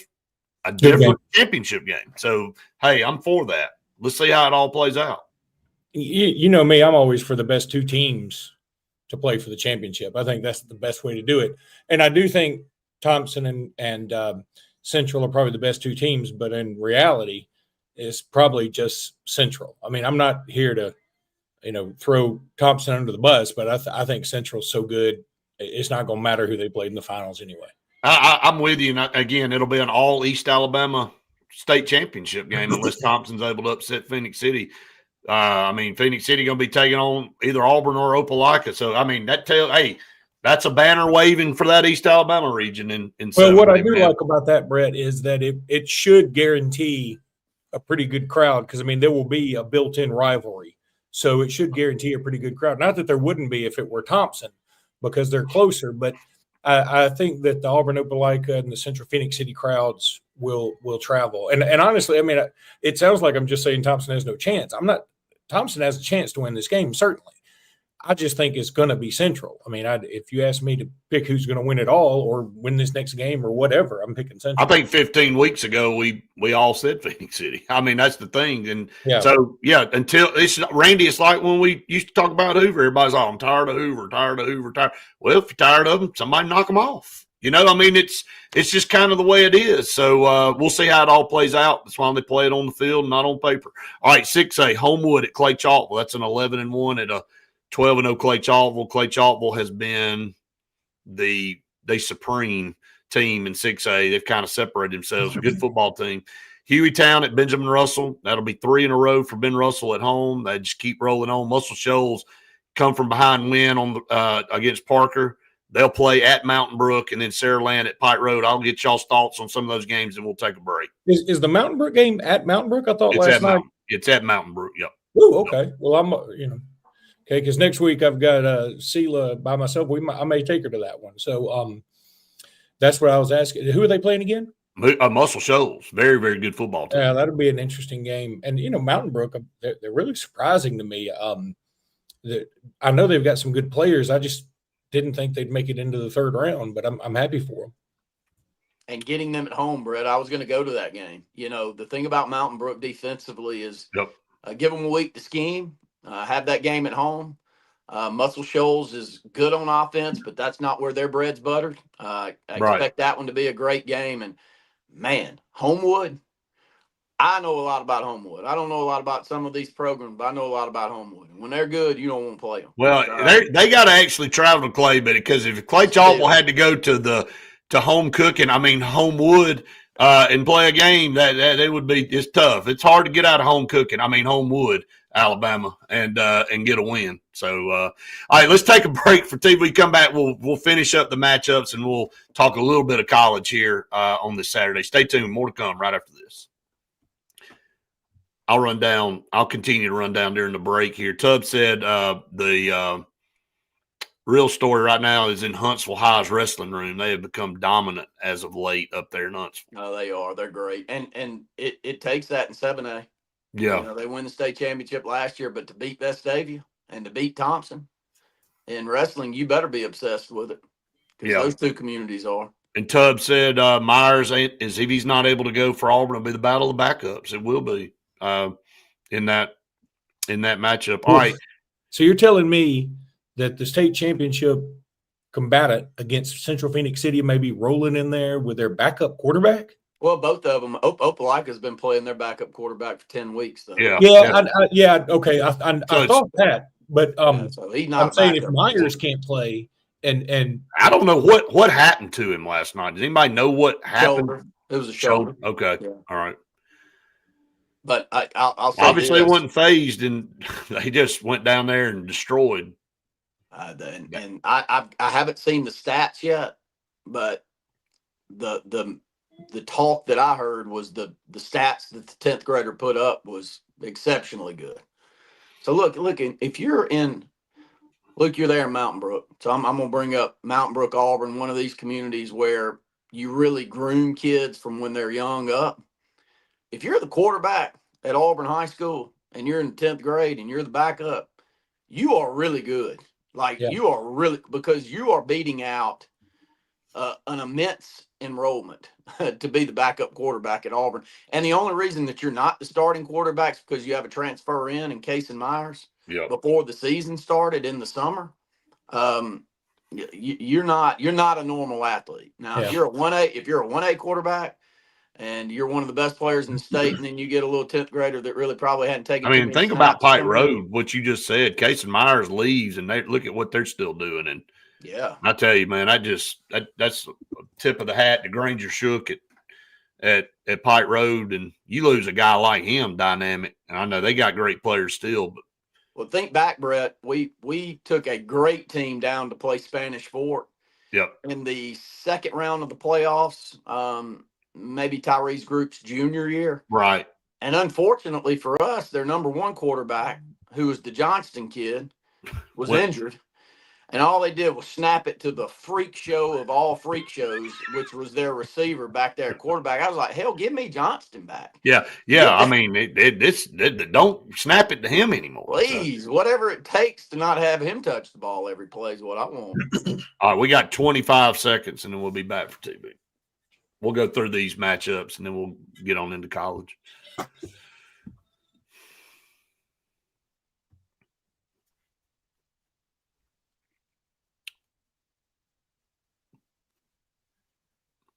Welcome back, everyone, to the Sports Blitz Saturday Sports Countdown presented by JR Sports Bar and Grill and Sunshine Heating and Air. Just going through matchups on Friday, Briarwood and 5A over at Moody. So that Moody team was runner-up last year. We'll see how that game plays out. Briarwood 7-5. They're getting stronger as the year goes along. Central Clay at Viger. So Central Clay will have to take it on the road. They're 11-1. They're long loss to Benjamin Russell. They'll go play a very good Viger team. Those two teams have matched up in the past in a state championship matchup. So that'll be an interesting game. Scottsboro at Fairview, and then Williamson at Catholic. You know, what Catholic got off to a rough start. They got 4 losses. They lost Kurt Johnson. They lost a lot of that talent. But here they are in the third round playing the number 1 team in 5A. Y'all, any thoughts on 5A matchups here, guys? Be shocked if it's not Williamson and Viger playing each other for a championship. I just feel like those are the 2 best teams, but you know, Moody's right there. Central Clay's obviously got one of the best coaches, if not the best coach in state history, so they can beat anybody. It's a good classification, I'll say that. I'll tell you that it doesn't seem right that it should be Central Clay and Viger in this round. It just doesn't seem right, but I know these brackets are set before the season and whatever. I do wish there was another way to make this more earned. Are you more in favor? And I want to ask this question to you, Luke. Are you more in favor of a reseeding going into the playoffs, looking at a power rankings that includes strength of schedule, includes a lot of different things so now you take them and you reseed based on results rather than going to having a predetermined matchup region-wise bracket? I'm going to tell you the truth. I wish I still knew if the NFL does this. I think they do, but they change their playoff structure just about every year, so it's hard to keep up. I would love to see. I'm fine bringing in some human element of going. Okay, for instance, if I pull the matchups up here, and you see Briarwood's at Moody. Moody's very good, don't get me wrong. And you see Scottsboro 8-4 at Fairview 12-0. I would like to see Briarwood, who's 7-5, have to play the highest ranked team remaining. I think you should, if you are a team that has sort of floundered through the regular season and you've only won about 7 or 8 games, I think you should have the toughest path to a state championship. I've always said this about the NCAA tournament, and some people get on to me because they always say they love the Cinderella. A couple of things wrong with that. First of all, Cinderella was the hot one. The ugly ones were the stepsisters. So I get tired. We should quit saying they're a Cinderella. We should say they're an ugly stepsister, because that's really what they are. Cinderella was fine. So secondly, if you're the 16 seed in the NCAA tournament, and you have to play the 1 seed first. After that, I think you should have to play the 2 seed and then the 3 seed, because I don't like it when people get a free path because a few upsets happened before them. I can't stand that. I mean, it's just not the way it should be, if you ask me. I think you should have the most Herculean path to a state championship if your team was not great in the regular season. And I'm looking at Briarwood, and again, no shot at Briarwood. I went to Indian Springs right next to Briarwood. I love Briarwood, but they're 7-5, and I know they're playing a tough Moody team. Don't get me wrong, but the Moody team is 10-2. I don't know who's ranked ahead. I don't have the rankings in front of me. Moody's ahead. That Moody's definitely ahead of them. No, I'm saying I don't know who's ranked higher: Moody, Clay Central, Viger, or Fairview. Which one is ranked the most? Viger's the highest. Williams. The highest. Yes. Okay.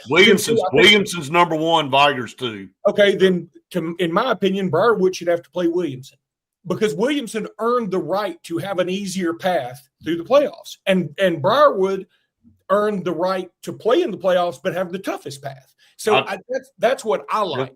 That logistically that'll never work, but That's what I think it should be. I definitely think strength of schedule should play into it as well. Again, that's where the power ranking thing comes in. I mean, you look down at some teams. I mean, we've seen it happen in basketball, guys. You get in the state finals and you see a record, and you're like, how'd they make it here? Well, they just went all over the place and they played ungodly tough opponents. They didn't play a cream puff schedule. So, yeah, I think there's an element there of power rankings and strength of schedule that could go into that. Let's get through these. 4A Anniston at Deschler. Bullitt County, who's having a tremendous season, one of the best in school history, will go to St. Michael, who's number 1. Plainview at Good Hope. Plainview undefeated. Coach Dale Pruitt, we were up there this week talking to him. They keep it going. And W.S. Neal at Jackson there in 4A. So that's a good matchup. Did y'all see what E.J. Crowell did last night? Yeah. I mean, 354 yards. touchdowns. Yep. I mean, again, I know Gunner Rivers and St. Michael's beat them because Gunner Rivers is also awesome. But if I'm a team in 4A, my whole goal is avoid Jackson as long as I can. I don't want to play against Landon Duckworth and E.J. Crowell and the wide receivers they have. I was told. We got a minute before we go to TV break, but Luke, I was told this week by somebody, a very, very reliable source.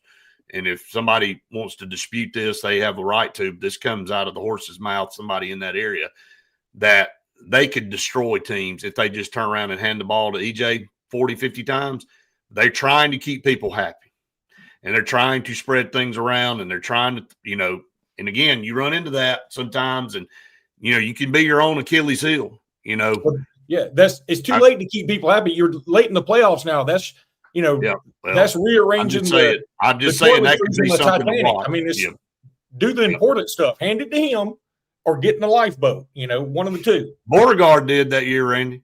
Oh, 57 carries for Webb. Who was the kid from Maplesville? Y'all remember him? The kid, number 1. I called him a million times. He went to Jack State and flamed out a little bit, but he was awesome. I mean, you couldn't stop him. Wadley, what is Wadley handed to Jaquez Wilkes? Yeah. You know what we're going to do today? We're going to bubble screen y'all into oblivion. And guess what? Everybody be like, thank you. Exactly. If you don't hand it to that monster, I'm going to have to tackle. No doubt. All right, we'll take a break here. We come back, one final segment here on TV for the Saturday Sports Countdown. All right, 2A, Lynette at Laverne, Pisgah at Southeastern, Reeltown at Providence Christian, Tuscaloosa Academy at Coosa Christian.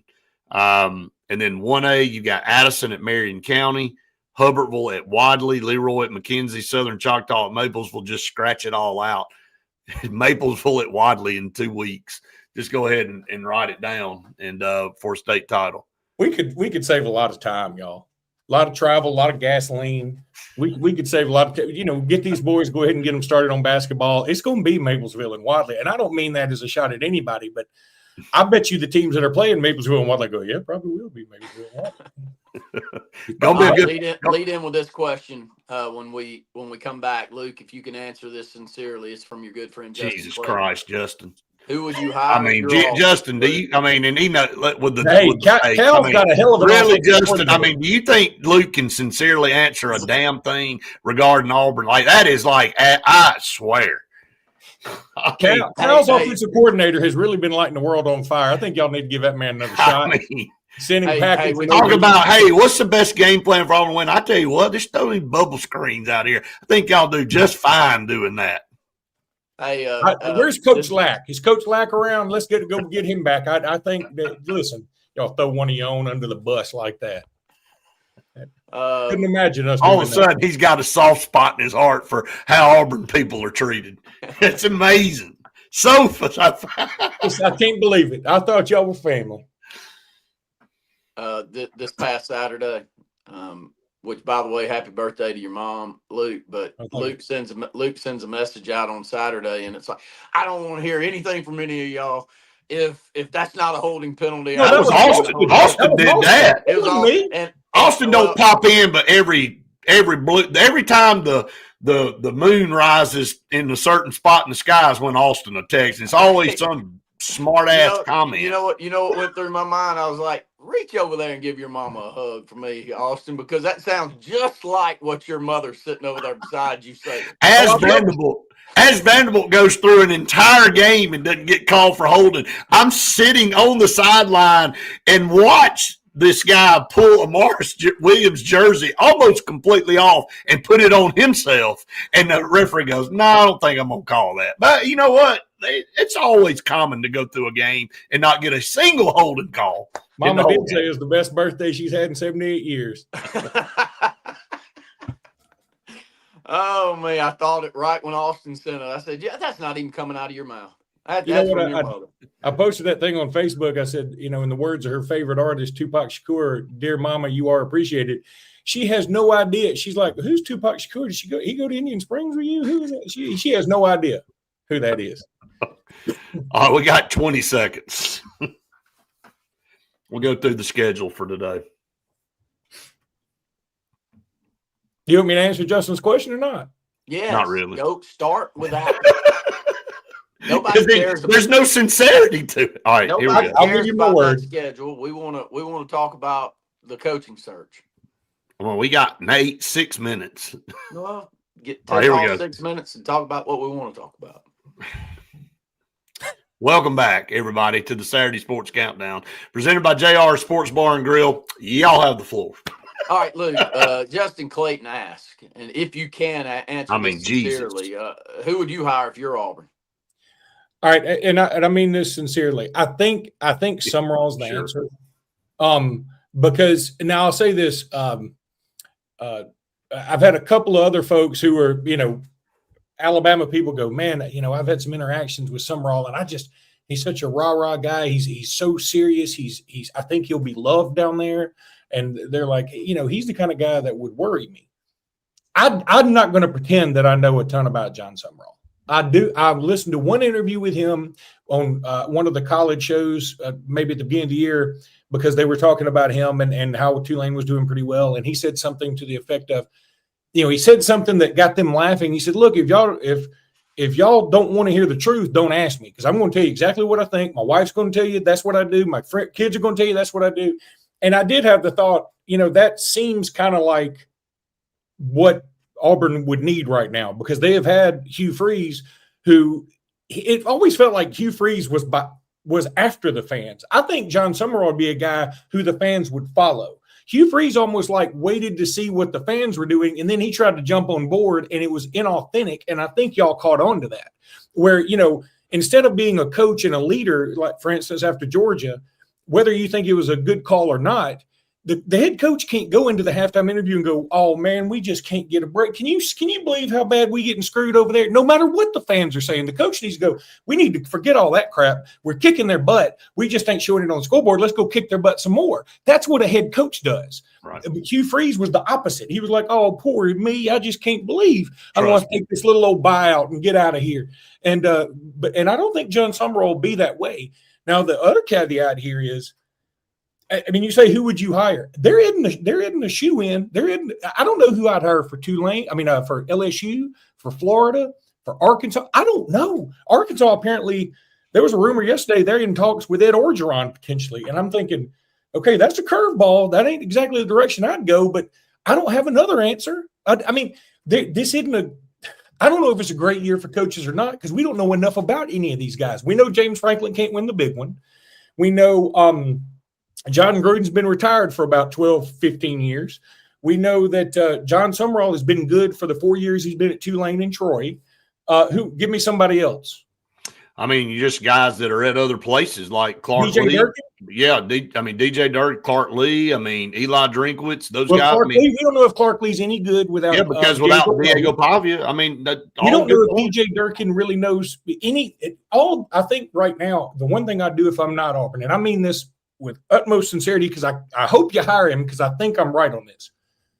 If Auburn hires him because if he were to play Alabama closer, God, I've already said Alabama. If Auburn goes that route, get ready for another 3 to 4 years. I've said it, Luke, on our podcast every day. That's not Justin didn't bring up my one, Alex Golish. Why on earth Auburn people and LSU people and Florida people aren't fawning over themselves over this guy? He's offensive minded. He gave Alabama all he wanted. He's given some other teams all they wanted. Yeah, he's lost a couple of games he probably shouldn't have lost here and there, but he's at South freaking Florida. Give him a break. So Alec I think Golesh, Golish and Summerall are about in the same court as far as the up and coming, like really hot commodity, going to end up at a big program. Will they end up at your program? That's the thing. And are you going to be kicking yourself because you didn't go ahead and hire one of those two if you're looking in another direction? So, but John Cohen, like I cover this every day. John Cohen is the X factor here, and he's the curveball. I mean, I know for a fact there's the money people want Summerall, and maybe he's kind of going out there trying to pave his own way. I don't know what wins out. We'll see how it all plays out. I think John Summerall is the leader in the clubhouse right now. Let me say, Brett, when you say that, like big money people want Summerall, I bet you there's some Auburn people going, well, I don't want to listen to the boosters anymore. Let me say this. Two things can be true. The boosters can screw up, and the boosters can also be right sometimes. I think in this case, they are more right for Summerall than they would be for Durkin. No, I'm agreeing. Yeah. So what I'm saying is, just because the boosters have screwed up a few things or they have a reputation of being meddling doesn't mean they're always wrong. And I'm going to say this. I don't know this 100%. I think if I know this is crazy to say because he put his name in the hat, but if DJ Durkin would take the job, I think he wants the job, put his name in the hat, but I think he's fine if he doesn't get the job. I think he's not out here just like, if I don't get this job, I'm the heck with it. I'm out. You know, he said, I'm here for the long haul. And if the next guy wants to come in here, keep him as a coordinator. I'm just saying, I just think that's his mentality. I don't think that he necessarily, and that scares me a little bit. I mean this in all sincerity, Brett.